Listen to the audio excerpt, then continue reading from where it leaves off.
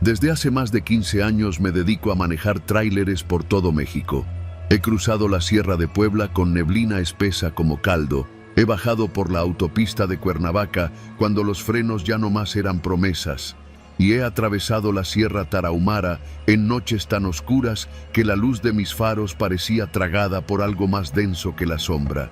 Pero nunca me había tocado ver algo que me dejara temblando de verdad. Hasta esa noche en la Libre de Veracruz a Oaxaca. Era mediados de octubre, cerca del Día de Muertos. El calor húmedo de la zona de Acayucán se sentía pegajoso, aunque ya eran pasadas las 2 de la madrugada. Venía manejando una caja seca de doble eje cargada con bultos de azúcar.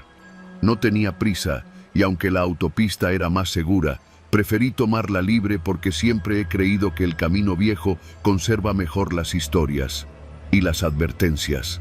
La radio apenas captaba algo, así que la traía en volumen bajo, solo por no sentirme tan solo.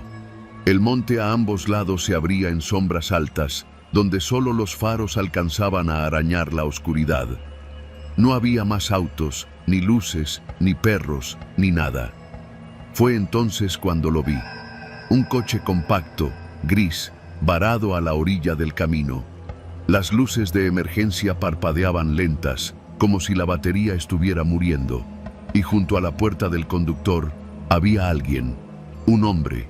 Me hizo señas con los brazos, lentas y pesadas, como si apenas pudiera mantenerse en pie. No era raro ver accidentes o vehículos descompuestos en esa carretera, así que frené poco a poco, con cuidado de no patinar. Me orillé a unos 20 metros, puse las intermitentes y bajé del tráiler. Llevaba una lámpara en el cinturón, así que la encendí y caminé hacia él. ¿Todo bien, jefe?, grité mientras me acercaba. Pero el tipo no respondió. Solo seguía levantando los brazos de forma errática, como si le costara trabajo mantenerse de pie. La luz de mi lámpara lo alcanzó. Ahí fue cuando me detuve. No era que estuviera malherido, era otra cosa. Tenía la ropa rota, sí, pero su piel, incluso desde esa distancia, se veía rara. No sucia, no llena de sangre, no. Era como ceniza mojada, como si hubiera salido arrastrándose de entre carbones apagados. La cabeza la tenía ladeada hacia un lado y la mandíbula parecía caída, colgando apenas por un lado. Y sus ojos, eso fue lo que más me sacó de onda. Estaban completamente en blanco, pero no como los de un ciego, sino como si no hubiera nada atrás. Di un paso más. Fue entonces cuando ese hombre se dejó caer de rodillas, luego de manos, y sin decir palabra empezó a arrastrarse hacia el monte. No caminó, no gateó, se arrastró, con movimientos torpes pero veloces, como una araña mal hecha. La cabeza le colgaba mientras se deslizaba por el suelo con las manos abiertas, torcidas como si los dedos se le hubieran quebrado hace mucho. Me quedé congelado. No supe si regresarme al tráiler o si gritar. La linterna temblaba en mi mano y me di cuenta que yo también lo hacía. El cuerpo desapareció entre la maleza del monte sin hacer un solo ruido.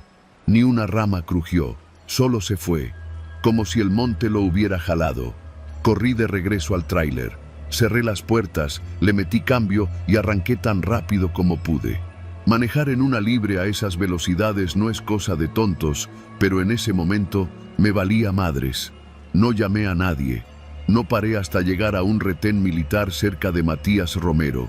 Cuando los soldados me preguntaron qué me pasaba, no supe qué decir. Solo les dije que había visto algo raro en la libre. Uno de ellos, un muchacho joven, me miró serio y luego bajó la voz. ¿Dónde fue, patrón? Como a 1 hora antes de llegar aquí, le dije, aún con las manos sudadas en el volante. El soldado se me quedó viendo un momento. No se regrese por ahí. No pare por nadie, ¿me oye? Ni aunque vea que alguien se está muriendo. Ya han sido varios los que cuentan cosas parecidas. Y hay unos que ya no regresan. No quise saber más. A la mañana siguiente, cuando el sol ya calentaba fuerte, regresé por la misma ruta. No había ni coche varado ni huellas de nada, como si todo lo que vi fuera parte de un mal sueño. Pero no lo fue, porque desde esa noche Cada vez que paso por una libre después de medianoche, me pasa lo mismo. De reojo, en los espejos, veo a alguien que se arrastra detrás del tráiler. No lo veo claro, nunca lo veo de frente, pero lo siento. Y a veces, cuando me orillo para dormir un rato, oigo ruidos en la grava, como manos arañando el asfalto, como uñas largas que rascan el metal de la caja. Una vez, incluso, alguien tocó 3 veces la puerta de mi cabina. No abrí, no moví ni un dedo. Me quedé en silencio, conteniendo la respiración. Afuera, algo respiraba, hondo, lento, como si oliera. Desde entonces, ya no viajo de noche. Perdí dinero por cambiar mis rutas, sí, pero nada vale más que la tranquilidad de saber que esa cosa no me sigue cuando hay luz. Porque lo que vi aquella noche no era un hombre, era algo que usaba un cuerpo como traje, algo que quería que me acercara, algo que espera que alguien más baje del tráiler. Y lo peor es que, aunque no lo vi más de unos segundos, sé que si alguna vez lo miro de frente, no voy a poder dejar de arrastrarme con él.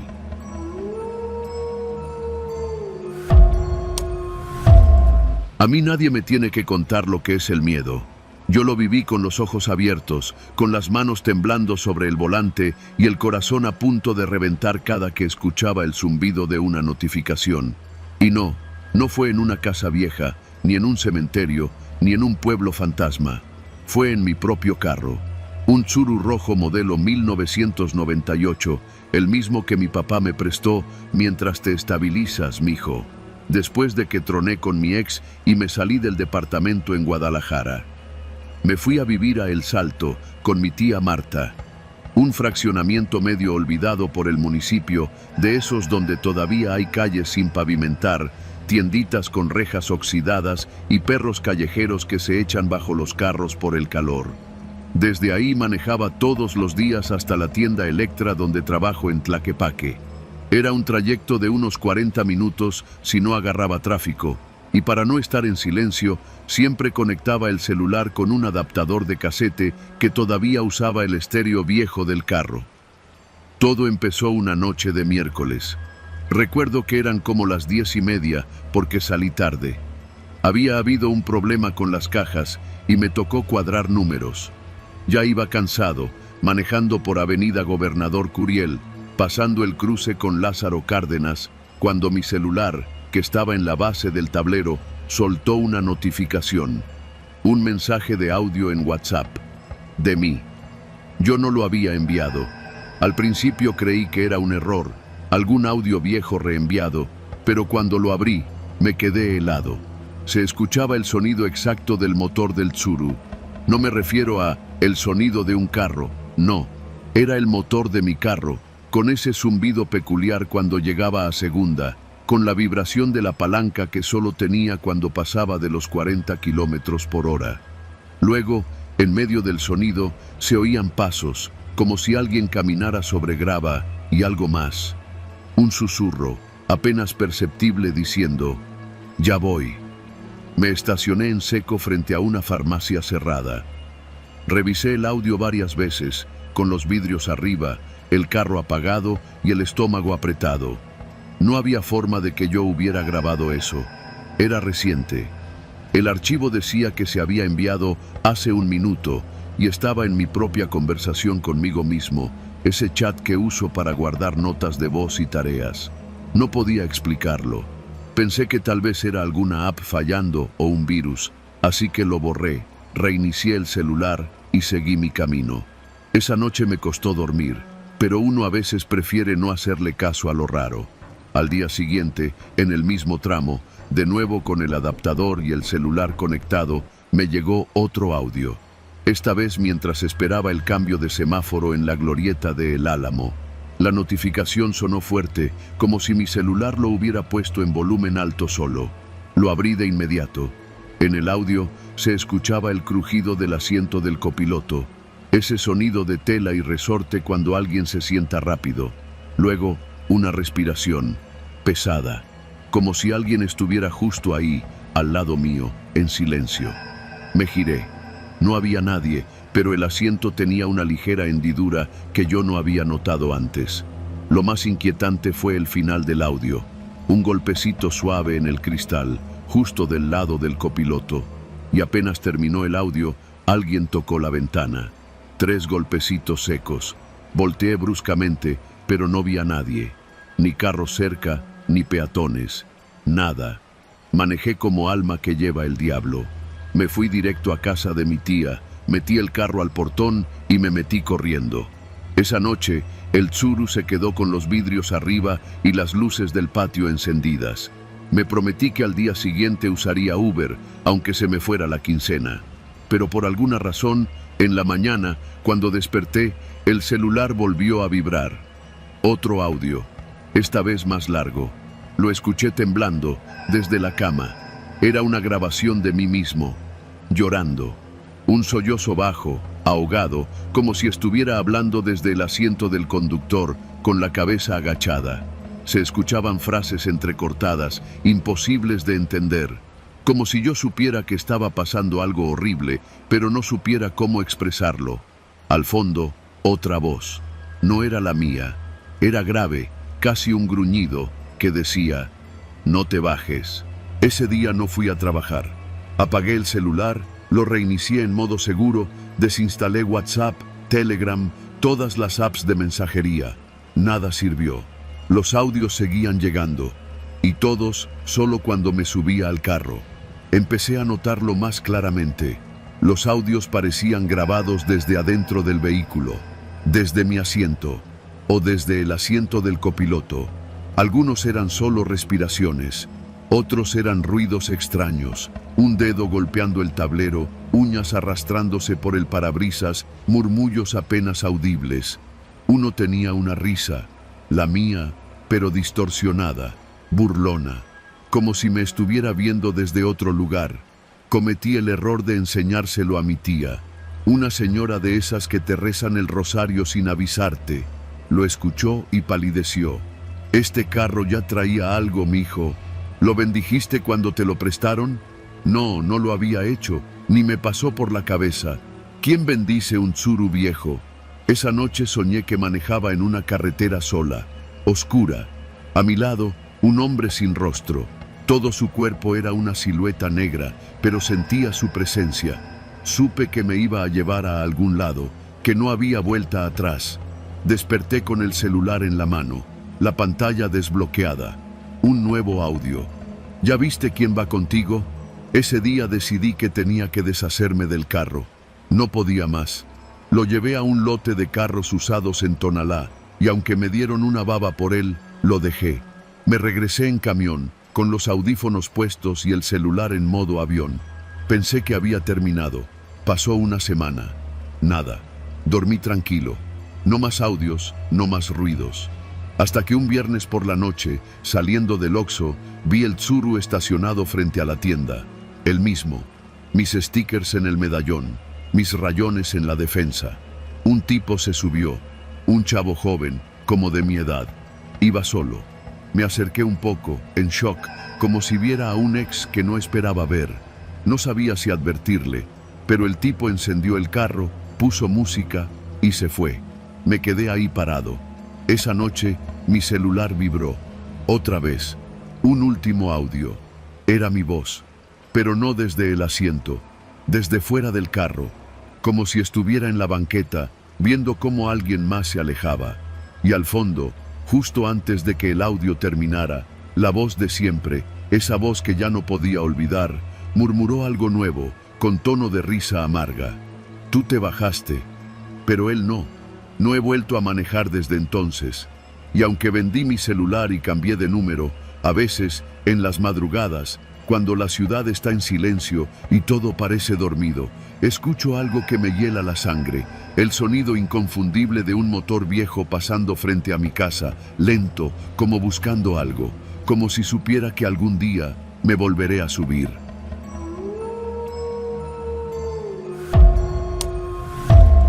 Conducía solo por la autopista del Sol, un trayecto que había hecho muchas veces en mi vida, pero nunca a esa hora, y mucho menos en esa condición.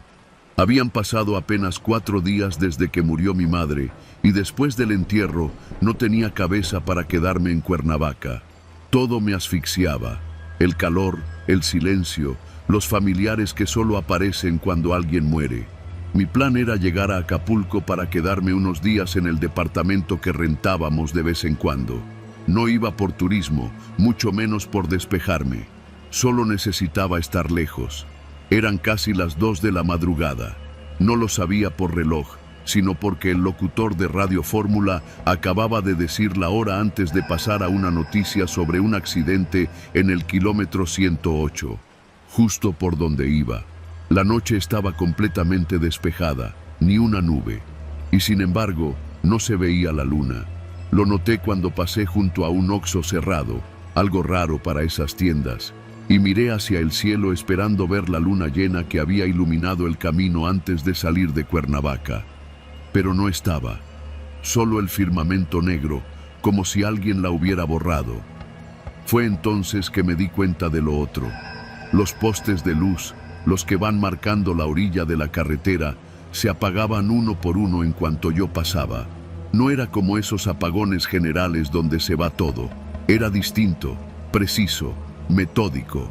Cuando mi coche se aproximaba a un poste, la luz parpadeaba apenas un segundo, y luego se extinguía. El siguiente, lo mismo. Y así, uno tras otro. No me detuve. Por dentro me dije que debía ser una falla eléctrica, un cortocircuito. Pensamientos lógicos que uno se repite para no darle poder al miedo. Pero el cuerpo no miente. Tenía las manos empapadas de sudor y el volante me resbalaba apenas lo tocaba. Mis piernas temblaban y mi vista no podía mantenerse fija más de 3 segundos sin revisar los espejos. Algo me seguía. No había duda. No podía verlo, pero lo sabía. Lo sentía. Y entonces los vi. Por primera vez. Un par de ojos rojos, pequeños, flotando justo al borde de la carretera, a la altura del pasto seco que cubre los cerros de la zona. No parpadeaban, no se movían, solo estaban ahí, inmóviles, como si observaran desde el otro lado de algo. Y luego, desaparecieron. Cuando pasé junto a ellos, se desvanecieron en la oscuridad justo cuando el poste que los iluminaba se apagó. «Madre», murmuré en voz baja, instintivamente. Apreté el acelerador. Faltaban unos 20 kilómetros para la caseta de Palo Blanco. El camino era recto, y aunque no estaba del todo solo, de vez en cuando me cruzaba con un tráiler o un autobús. Sentía como si el tramo que recorría estuviera completamente aislado del resto del mundo, como si yo fuera el único atrapado ahí. Los ojos aparecieron otra vez, esta vez más cerca, y no estaban solos. Junto a ellos vi una silueta, primero tenue, como hecha de humo, luego más definida, como si la oscuridad misma la moldeara. Medía por lo menos 2 metros y tenía extremidades desproporcionadas, brazos larguísimos que rozaban el suelo. No tenía cara, ni boca, solo esos malditos ojos flotando donde debería estar su rostro. Intenté encender las luces altas. No funcionaron. Las luces normales tampoco servían. Todo el sistema eléctrico del coche parecía morir cada vez que pasaba junto a esa cosa. Solo podía avanzar a ciegas, con la carretera iluminada apenas por las luces de los postes, hasta que se apagaban. Así, en esa danza macabra, avancé varios kilómetros. A veces los ojos aparecían del lado izquierdo, otras del derecho. A veces más lejos y a veces a menos de 1 metro de la carretera. Entonces escuché algo. No fue dentro del coche, fue afuera. Un sonido seco, rítmico, como si alguien arrastrara un costal lleno de piedras por el asfalto. Un ras, ras, que se intensificaba cuando el coche se detenía o bajaba la velocidad. Como si esa cosa me exigiera seguir adelante. Como si detenerme significara algo peor. Vi el letrero de salida hacia Tierra Colorada. Y justo ahí, las luces dejaron de apagarse. Por primera vez en muchos minutos, sentí un falso alivio. Pensé que lo había dejado atrás, que fuera lo que fuera, no había podido seguirme más allá de ese tramo. Pero entonces, algo cayó sobre el techo del coche. No fue un golpe fuerte, fue más como un deslizamiento, como si algo se hubiera dejado caer desde arriba o desde el aire y se aferrara al auto con garras. La suspensión crujió. El volante se hizo más pesado. La dirección comenzó a vibrar, como si el pavimento se rompiera bajo las llantas. Y ahí, con las luces ya estables, lo vi. No en la carretera, en el retrovisor. Esa cosa estaba encima del coche. No me preguntes cómo lo sabía si no tenía rostro. Solo lo sentía. Estaba mirando dentro del coche, hacia mí, como si hubiera esperado todo ese trayecto para acercarse, para subirse sin que me diera cuenta. Tomé la desviación hacia la gasolinera más cercana. Frené de golpe. Bajé sin apagar el motor. Y no vi nada sobre el techo. Nadie. Un señor que estaba echando diésel a su camioneta me miró raro. ¿Todo bien, joven?, me preguntó. Solo pude asentir. Fui al baño, me lavé la cara y al salir le pregunté al despachador si conocía algo raro de esa zona. Me miró un segundo y no respondió, pero su expresión fue suficiente. Sabía de qué hablaba. Volví al coche con las piernas tambaleantes. El camino hasta Acapulco fue tranquilo después de eso. Las luces dejaron de apagarse. No vi más ojos, no escuché más arrastres, pero al llegar al departamento encontré algo que me rompió el alma. En la puerta, pegado con cinta, había un sobre viejo, sin remitente. Solo mi nombre escrito a mano con letra temblorosa. Adentro, una hoja amarilla, doblada en 4, y una nota en voz de mi madre. Si alguna vez lo ves, no lo mires directo, no lo llames, no hables de él, y nunca te detengas en el camino, aunque parezca que ya se fue. Él camina entre postes, y recuerda tu nombre. No volví a manejar de noche por esa carretera, jamás, porque en el fondo, aunque intento convencerme de que todo fue producto del cansancio o del duelo, sé que él sigue ahí, esperando, y la próxima vez no se va a conformar con mirarme.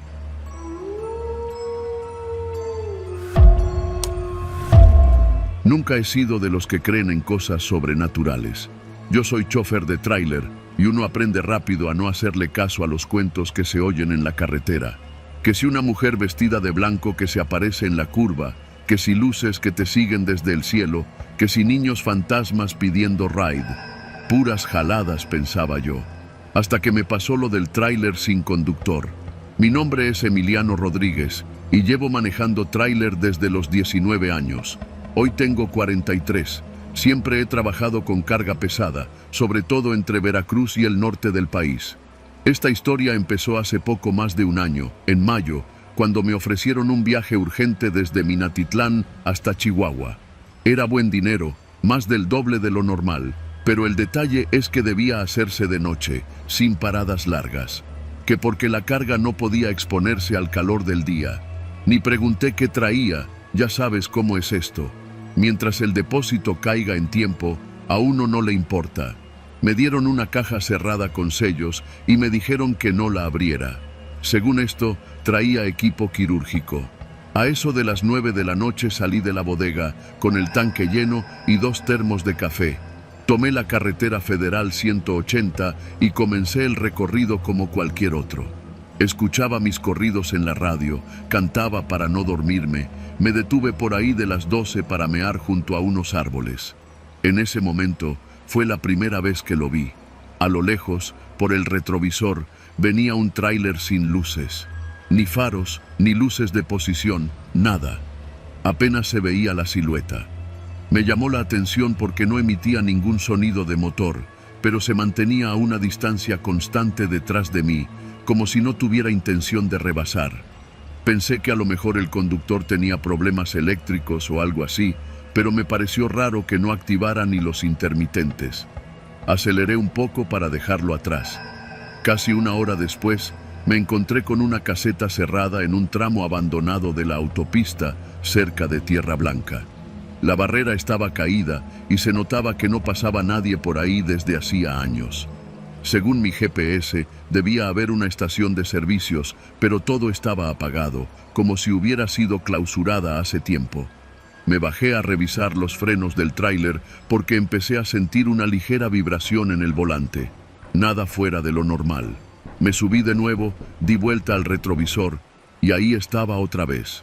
El mismo tráiler sin luces, estacionado justo detrás del mío, a escasos 5 metros. Un Kenworth rojo, viejo, con la pintura despintada y oxidada. No tenía placas. Me bajé encabronado, dispuesto a gritarle al conductor por seguirme sin razón. Me acerqué hasta la puerta del tráiler y no había nadie, ni dentro ni fuera. La cabina estaba vacía, los asientos rotos, el volante cubierto de polvo y lo peor, no había motor. Solo un hueco con restos de tierra y raíces secas, como si el cofre hubiera estado abandonado por años. Traté de no paniquearme. A lo mejor es una broma pesada de alguien, pensé. Me regresé al mío, lo encendí y aceleré como alma que lleva el diablo. No miré atrás, pero no importó. En cada curva del camino, cada tramo largo donde el retrovisor podía mostrarme lo que venía detrás, ahí estaba, sin sonido, sin luces, el mismo tráiler siguiéndome, siempre a la misma distancia. A veces lo veía más cerca, como si flotara en vez de rodar. Llegué a Córdoba con los nervios destrozados. Me estacioné frente a una gasolinera abierta y bajé a tomar aire. Había gente, choferes, un par de traileros jugando dominó cerca de la tienda. Me sentí más tranquilo. Pensé que era el cansancio, que había alucinado. Comí un tamal en hojas de plátano y me serví otro café. Me asomé al fondo del estacionamiento. Vacío. Nada me seguía. Respiré profundo y le llamé a mi esposa. No le conté nada, solo le dije que la amaba y que en unos 2 días estaría de regreso. Ya en la madrugada retomé el camino. Todo iba bien hasta que pasé Zacatecas. El radio comenzó a hacer un ruido extraño, como si alguien hablara en un susurro. Pensé que era interferencia, pero entonces se escuchó claramente una frase que jamás olvidaré. Nunca he sido de los que creen en cosas sobrenaturales. Yo soy chofer de tráiler y uno aprende rápido a no hacerle caso a los cuentos que se oyen en la carretera. Que si una mujer vestida de blanco que se aparece en la curva, que si luces que te siguen desde el cielo, que si niños fantasmas pidiendo ride. Puras jaladas, pensaba yo, hasta que me pasó lo del tráiler sin conductor. Mi nombre es Emiliano Rodríguez y llevo manejando tráiler desde los 19 años. Hoy tengo 40. No vas a dejarlo atrás. Volteé instintivamente al retrovisor. No se veía nada. Estaba completamente solo en la autopista. El silencio me envolvió durante varios kilómetros, hasta que empecé a notar algo aún más inquietante. Mi sombra. La sombra de mi tráiler proyectada por la luna tenía otra forma, como si fuera más larga, más pesada, con una caja más grande. La sombra no correspondía con lo que yo manejaba. Aceleré y lo vi de nuevo. El tráiler rojo, pero esta vez estaba encima de mí, reflejado en los cristales de los letreros verdes, en los espejos retrovisores de otros vehículos y, peor aún, en el parabrisas. Podía verlo por el rabillo del ojo, como si su reflejo se colara en todos los ángulos donde no debía aparecer. No quise detenerme. Seguí de largo hasta Durango. Cada vez que pensaba que lo había dejado atrás, se manifestaba de otra forma. Un golpe seco en la caja, luces que parpadeaban aunque las tuviera apagadas, voces ahogadas en el estéreo y una sensación en el pecho, como si algo me estuviera presionando los pulmones. Finalmente llegué a Chihuahua. La bodega estaba en una zona industrial vacía, un terreno sin pavimentar rodeado de fábricas apagadas. Cuando llegué, no había nadie. Ni un guardia, ni un velador, nada. Solo una pequeña puerta abierta y un letrero colgado. Dejar carga y retirarse. Sin firmas, sin sellos. Eso no era normal. Aparqué como pude, bajé, abrí la caja para comprobar si al menos tenía lo que me habían dicho, pero lo que vi ahí me quitó el aliento. Cajas negras, todas con símbolos pintados a mano, como glifos antiguos o prehispánicos. Y en el centro, una figura cubierta con tela, como una especie de estatua de obsidiana. Me atreví a levantar un poco el paño, y juro por mi madre que vi una cara con cuernos, los ojos cerrados, pero viva. Sentí que me observaba desde dentro, sin abrir los párpados. Cerré la caja de golpe y salí corriendo. Desde entonces, todo cambió. Regresé a Veracruz pensando que todo había terminado, pero no. El tráiler rojo comenzó a aparecer en otros lugares, a veces detrás de mí cuando iba al Oxxo, a veces reflejado en los vidrios de la tienda, aunque yo no estuviera manejando. Una noche, mientras dormía, escuché el sonido de un claxon viejo, largo, ronco. Me asomé a la ventana de mi casa, y ahí estaba, estacionado frente al portón, sin luces, con la cabina vacía. Mi esposa no lo vio, mis hijos tampoco. Fui con un padre, me echó agua bendita, rezó, bendijo mi casa, pero no sirvió de nada. El tráiler me sigue. Lo he visto en sueños, en charcos de agua, en fotografías donde no debería estar. Ya no importa qué camino tome, no importa si cambio de celular, de ruta, de trabajo, siempre está detrás de mí. La semana pasada fui al médico porque ya no puedo dormir. Me dijeron que mi presión está por los cielos, que tengo algo llamado trastorno de ansiedad severa. No les creo, no es mi cabeza, no me lo estoy imaginando. Anoche, una vecina me mandó una foto por WhatsApp. Era de la cámara de seguridad frente a mi casa. Se veía mi carro y detrás, estacionado a medio metro, el maldito tráiler rojo, sin conductor, sin placas, sin motor. Hoy es la última vez que escribo esto. Voy a regresar a Chihuahua, a la bodega aquella. Algo me dice que lo que llevé esa noche nunca debía haberlo transportado. Algo se quedó pegado a mí y no me va a soltar. Pero antes quiero dejar esto escrito, por si no regreso, por si alguien lo ve también.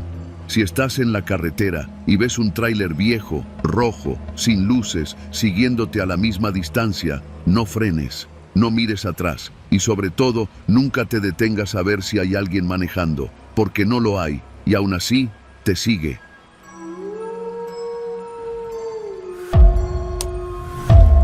No soy un hombre supersticioso, ni lo era. Mi nombre es Ignacio, pero todos en el gremio me conocen como El Chino. Llevo casi 20 años trabajando con una pequeña funeraria en Guadalajara, haciendo de todo un poco, traslado de cuerpos, preparación de difuntos, papeleo, lo que se necesite. No es un trabajo bonito, pero alguien tiene que hacerlo. Me acostumbré al olor a formol, a ver caras desfiguradas por el accidente, a la tristeza que flota en los velorios. Pero hay cosas a las que nunca te puedes acostumbrar. Todo comenzó un viernes por la tarde. Ya era noche cuando el patrón, don Ramiro, me llamó a su oficina. Me dijo que necesitaba que hiciera un traslado especial, algo fuera de lo común. Se trataba de llevar 6 ataúdes hasta un pueblito perdido entre los cerros de Nayarit, llamado San Nicolás del Lamento. El nombre me sonó extraño desde el principio. ¿Y qué? ¿Son muertos de una misma familia o qué? Le pregunté, algo desconcertado. Algo así, me contestó, evitando verme a los ojos. Lo que pasa es que los cuerpos ya vienen preparados desde Tepic, pero los familiares quieren que se entierren allá. El asunto es que deben llegar esta misma noche, sin falta. Se me hizo raro. Casi nadie entierra de noche. Pero el patrón insistió en que los familiares ya habían pagado bien, en efectivo y por adelantado. No soy tonto. Cuando el dinero es bueno, no se pregunta mucho. Fui al taller, acomodé los ataúdes en la caja del camión y por costumbre les puse una sábana encima a todos. Aunque ya estuvieran sellados, uno no sabe quién pueda andar husmeando.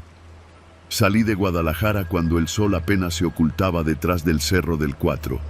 Tomé la carretera libre hacia Compostela. El camino era largo, lleno de curvas, y conforme avanzaba, el cielo se fue cargando de nubes. No había luna ni estrellas. La carretera parecía un túnel oscuro, con las luces del camión apenas arañando el asfalto.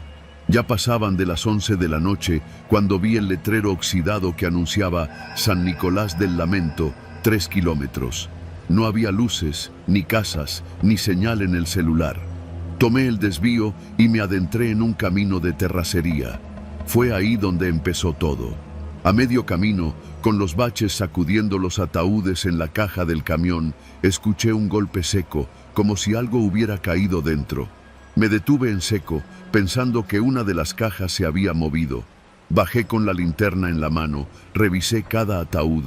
Todos seguían en su sitio, bien cerrados, Pensé que tal vez había sido un animal o una rama, pero justo cuando subí de nuevo a la cabina, lo escuché.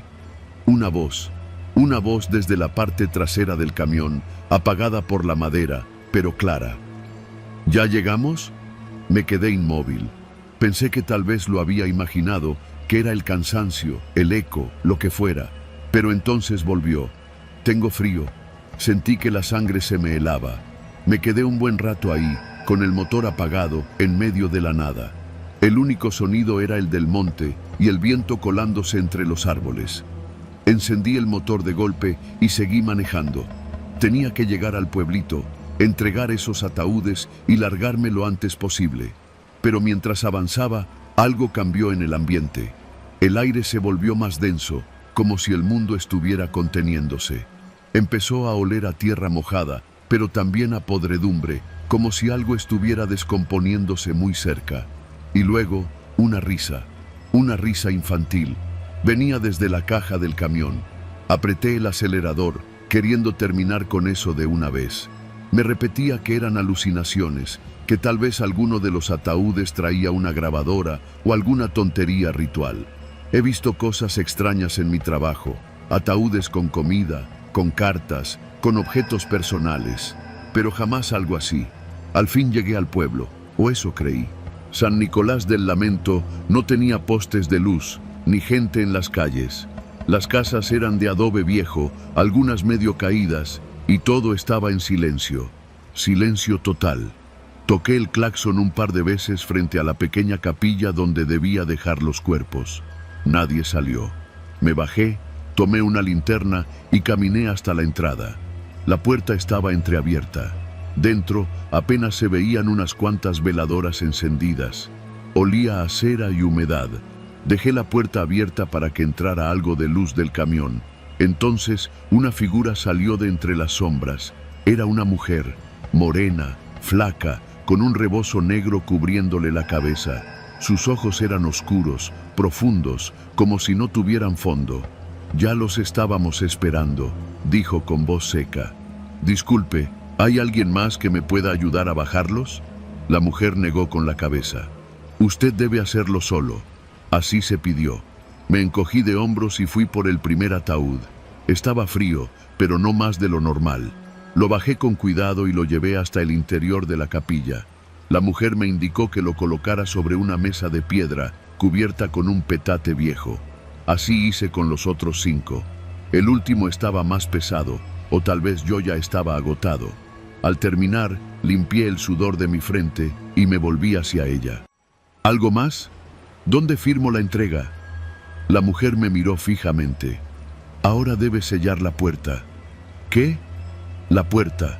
Debe cerrarla por fuera y no mirar atrás. Me reí nervioso, pensando que era una broma. Pero ella no sonreía. Su rostro seguía inmóvil, pálido bajo la vela. Así se pidió. Así debe hacerse. Sentí un impulso de largarme de ahí, de echar a correr. Pero por alguna razón, obedecí. Cerré la puerta de la capilla con el candado que estaba colgado al lado. Al darme la vuelta, antes de subirme al camión, escuché algo que no olvidaré nunca. 6 golpes, 1 por cada ataúd, desde adentro. No me detuve. Manejé de regreso como loco, sintiendo que algo me observaba desde el monte, desde los árboles. Al llegar de nuevo a la carretera, traté de llamar al patrón, pero no había señal. Dormí dentro del camión, en una gasolinera, con las luces encendidas y el seguro puesto. Al día siguiente fui directo a la funeraria.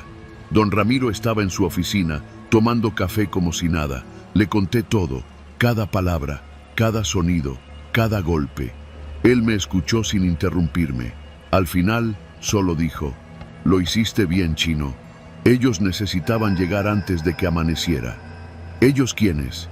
¿Qué fue eso?». Don Ramiro tomó un folder y me lo extendió. Eran actas de defunción, 6 nombres, 6 personas del mismo pueblo, todos muertos hace más de 30 años, el mismo día, el 2 de noviembre de 1995. ¿Un accidente?, pregunté. Algo así, un ritual, una promesa rota. Esa gente nunca descansó, hasta ahora. No pregunté más. Me fui a mi casa, me metí a bañar, queriendo quitarme el olor a encierro y muerte, pero hay olores que se quedan en la piel y en la memoria. Desde entonces no acepto encargos nocturnos, y cuando paso por algún pueblito olvidado, me aseguro de no mirar mucho, porque a veces, entre las sombras de la carretera, creo ver una silueta parada, como esperando algo, como si aún faltara uno por llegar. Y a veces, en mis sueños, escucho esa voz. ¿Ya llegamos? Yo solo respondo lo mismo. Todavía no, pero pronto, muy pronto.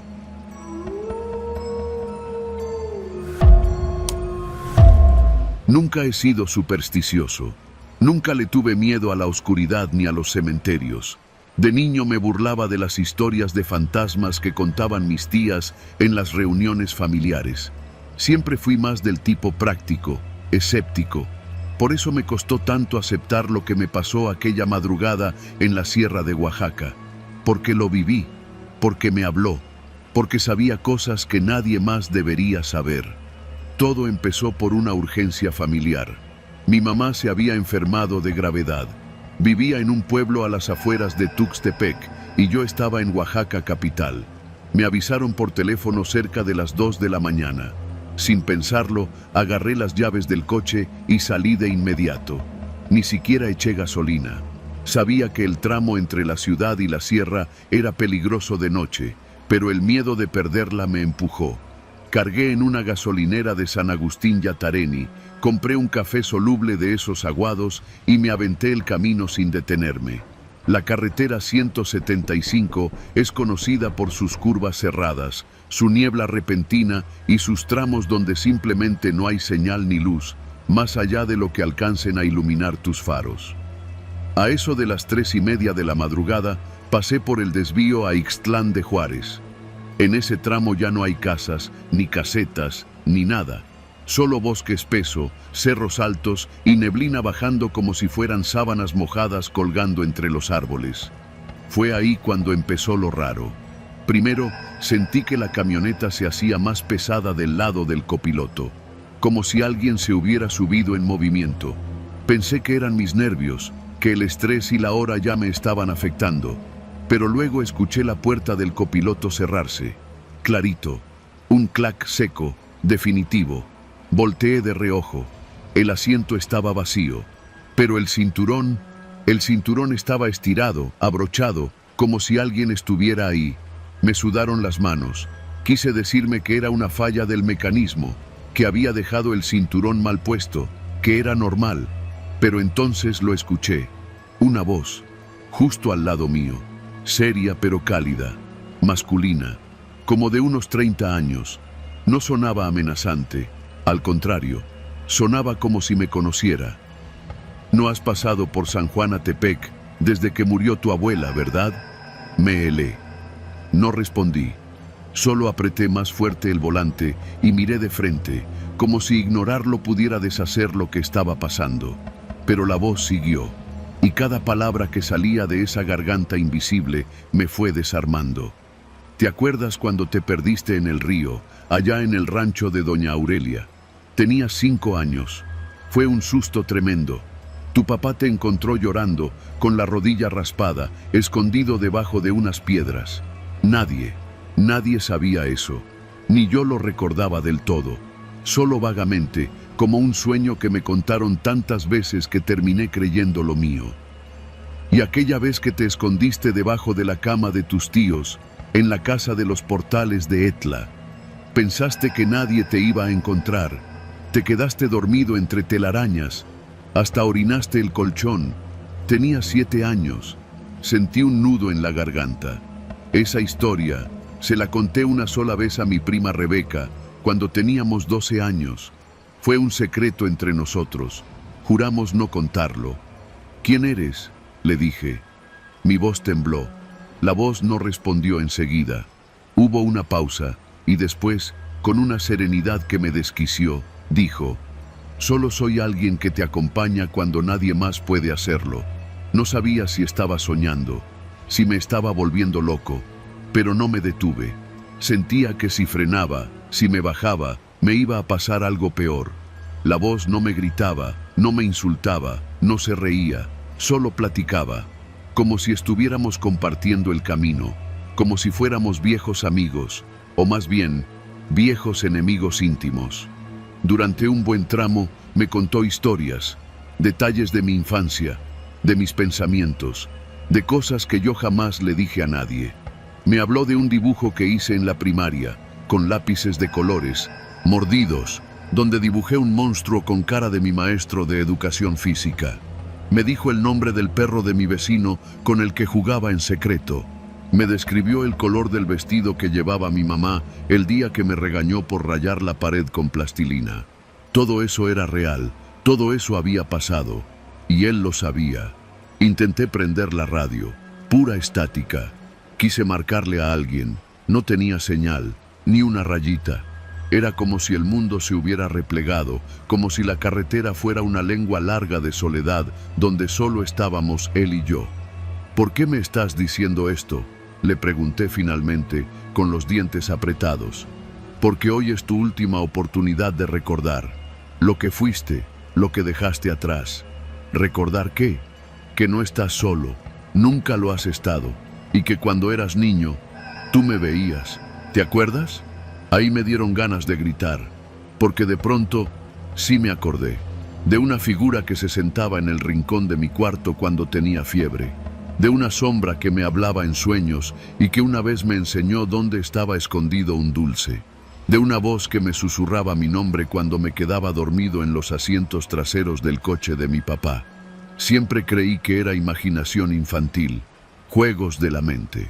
Pero ahí estaba otra vez, años después, con voz de hombre, sentado invisible a mi derecha, diciéndome cosas que me hacían temblar de adentro hacia afuera.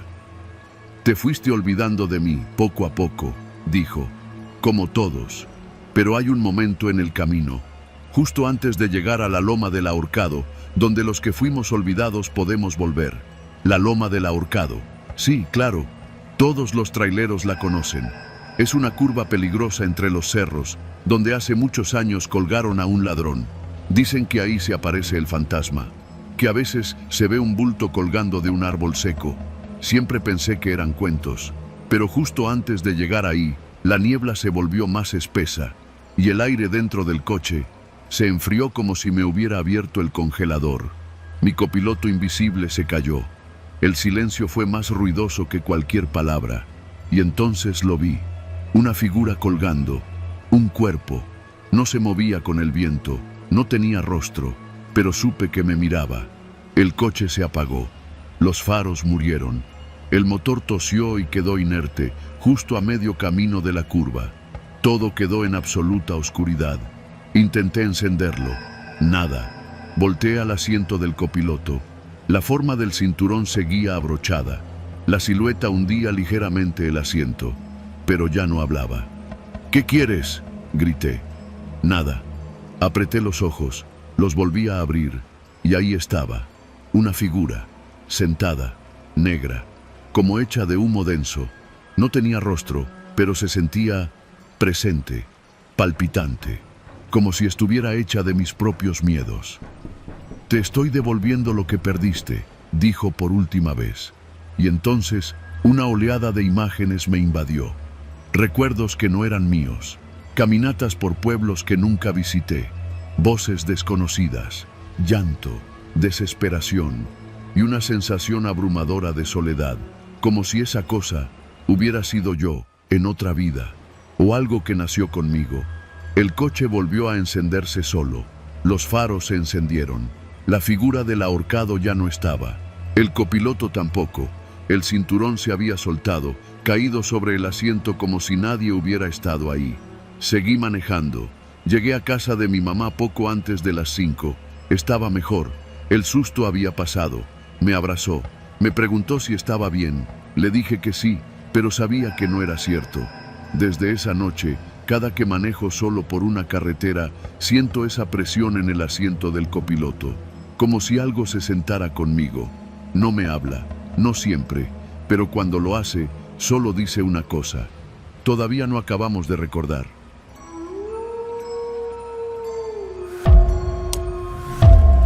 Cuando salí de Tehuacán aquella noche, no tenía idea de lo que me esperaba. Solo sabía que tenía que llegar a Oaxaca antes del amanecer.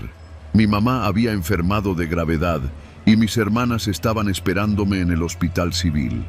Había salido tarde de la base de carga porque el supervisor se empeñó en revisar todo el camión antes de dejarme ir, y aunque ya estaba descargado, no me dejaban salir hasta firmar el control de salida. Eran casi las 11:30 cuando arranqué la camioneta Nissan blanca, vieja pero resistente, con la que hacía entregas para una empresa de abarrotes.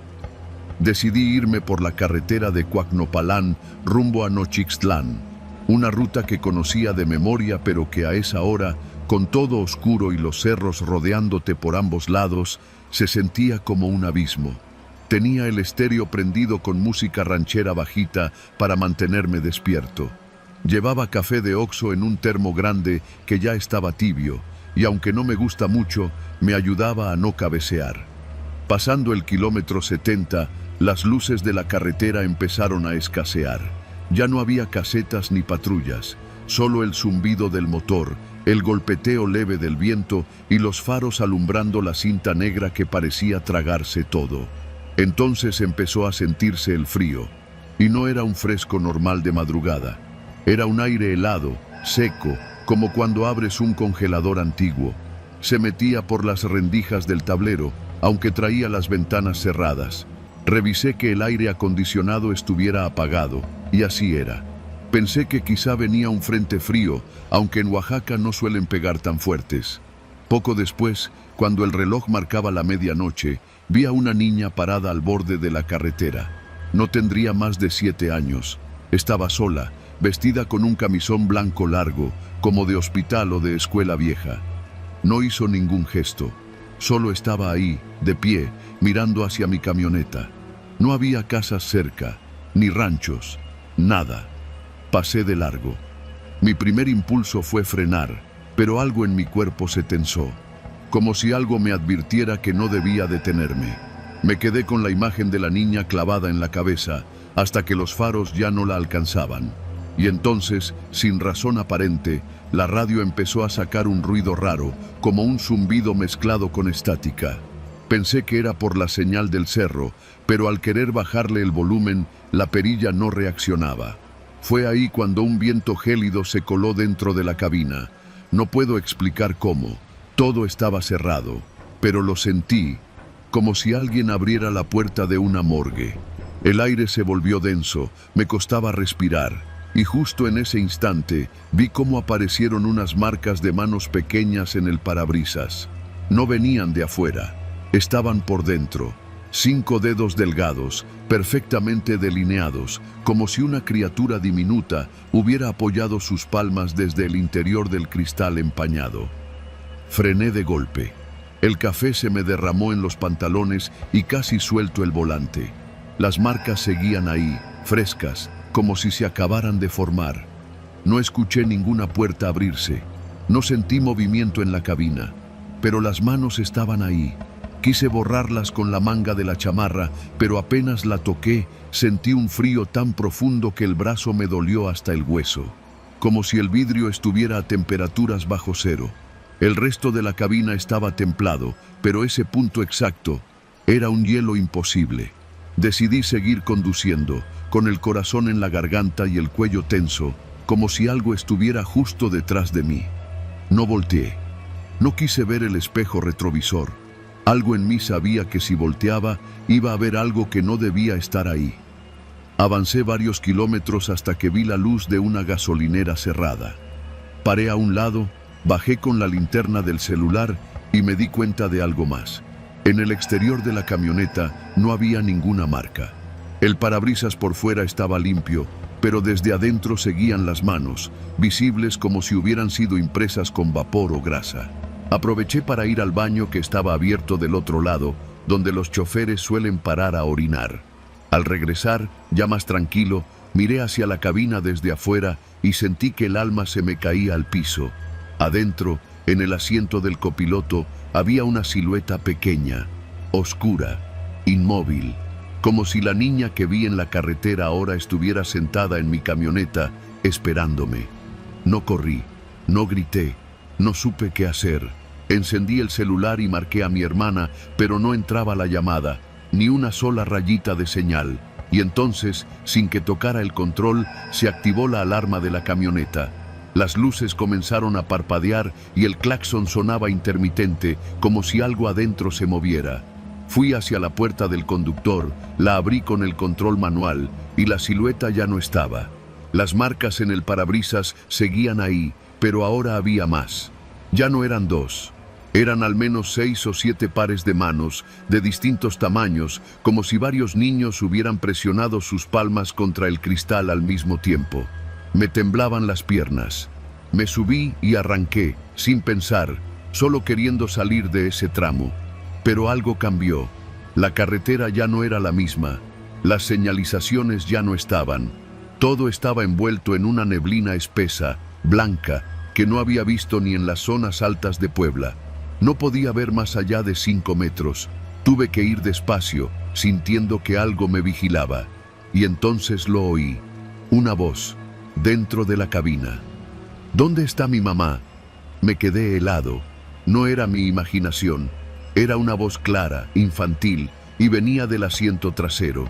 La camioneta no tenía asiento trasero, solo un área con cajas vacías de refresco y algunas cobijas. Pero la voz sonó ahí, cerca, como si alguien me hablara al oído. ¿Dónde está mi mamá?, volvió a decir, más insistente, más cerca. No respondí. Me limité a seguir manejando, repitiéndome que ya iba a amanecer, que esto no podía durar para siempre. Me dolía la cabeza. Tenía los nudillos blancos de tanto apretar el volante. Cuando por fin vi la desviación hacia Nochixtlán, creí que todo había terminado. Pero antes de llegar al puente, la camioneta se apagó. Se detuvo en seco. Las luces, el motor, todo. En medio de la nada. Y entonces, en la oscuridad total, los vidrios se empañaron completamente. Desde dentro. Y de nuevo, esas manos comenzaron a aparecer. Decenas. Como si un salón entero de niños invisibles se hubiera acercado a mi vehículo. Y luego, golpes. Golpes secos, desde adentro, en el toldo, en las puertas, en los cristales. «¡Regresa!», dijo una voz distinta, más grave, no de niño. Y fue ahí cuando entendí que no era una niña, no del todo, que lo que vi no era un alma inocente, sino una presencia más vieja, más retorcida, usando la forma de un infante para engañar. Me arrodillé sobre el volante, cerré los ojos, recé lo poco que me sabía, y cuando abrí los ojos ya amanecía. La camioneta encendió sola, como si nada hubiera pasado. Las marcas habían desaparecido. El aire estaba normal. Solo quedaba una cosa. En el tablero, colgado del retrovisor, había un moño blanco, de esos que se cuelgan en los ataúdes de niños pequeños. No me detuve hasta llegar a Oaxaca. Nunca volví a pasar por esa carretera. Cambié de trabajo. Nunca conté esto completo a mi familia. Solo dijeron que llegué pálido, tembloroso y con los ojos rojos, como si no hubiera dormido en semanas. Pero aún guardo ese moño. Lo tengo en una caja, junto con la chamarra que usé esa noche. Y a veces, cuando hace frío en la madrugada, puedo jurar que algo se mueve en la sala de mi casa. Algo pequeño, que deja huellas en los vidrios, por dentro. Y cada vez que escucho una voz de niño por la calle a altas horas, me detengo, apago el motor y espero, porque sé que aún me está buscando, porque sé que no fue un accidente, fue una invitación, y yo, sin saberlo, la acepté.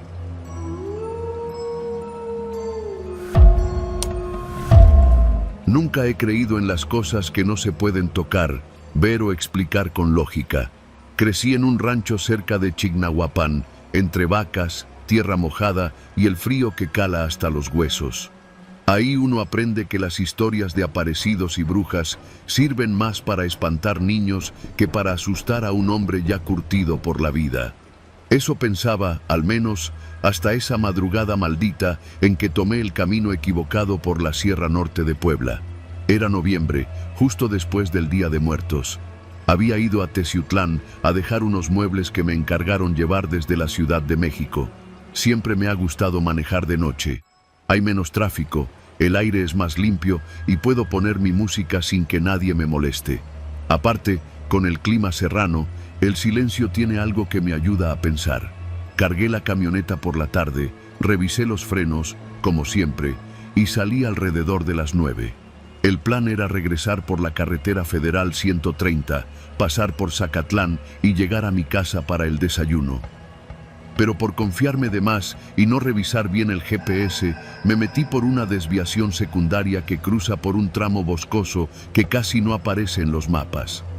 Uno de esos caminos que ni nombre tienen, de esos que usan los locales para cortar camino, pero que siempre se recomienda evitar si no conoces la zona. Al principio todo estaba bien. El camino era estrecho, pero estaba en buen estado. Las curvas eran muchas y había poca luz, pero llevaba los faros largos encendidos y el estéreo sonando bajito. Un par de veces pensé en dar la vuelta, pero ya estaba muy metido. Además, no sentía miedo, solo una incomodidad ligera, como cuando entras a una casa ajena y sientes que no te quieren ahí. Fue alrededor de las 2 de la madrugada cuando empezó la neblina. Primero eran apenas hilos flotando entre los árboles, como humo que se estira, pero en menos de 10 minutos se volvió tan densa que ya no podía ver más allá de 5 metros.